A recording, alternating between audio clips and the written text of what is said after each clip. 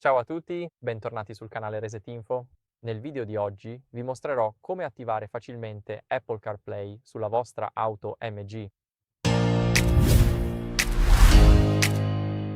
Dunque, mi trovo a bordo dell'auto MG S5 EVA.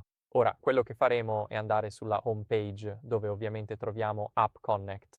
Cliccheremo su Apple CarPlay qui e naturalmente abbiamo dei dispositivi precedentemente associati, ma a noi interessa connetti dispositivo. Ora, come potete vedere sul mio iPhone ho già aperto le impostazioni di CarPlay, quindi qui abbiamo il nostro dispositivo, l'MG e come potete vedere ora mi sto connettendo al primo. Sto cliccando su connetti sullo schermo e abbiamo ricevuto la richiesta di abbinamento. Quindi ho ricevuto la richiesta di abbinamento qui, cliccherò su abbina e ora cliccherò su abbina proprio qui. Come potete vedere, l'abbinamento è riuscito. Ora mi sono connesso a CarPlay, cliccheremo su connetti e si sta connettendo, quindi dobbiamo dargli un secondo. A volte non parte al primo tentativo, anche se è sicuramente connesso al nostro telefono, ed è davvero normale.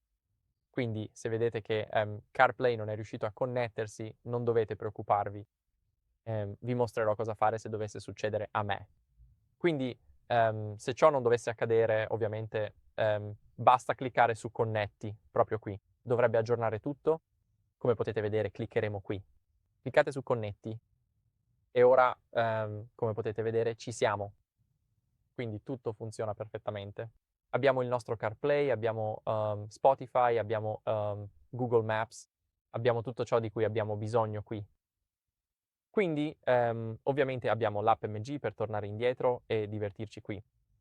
Inoltre, se cliccate su Apple CarPlay si attiverà semplicemente, quindi è così che funziona. E grazie ragazzi per aver guardato. Assicuratevi di lasciare un like, iscrivervi e commentare e ci vediamo nel prossimo video. Ciao!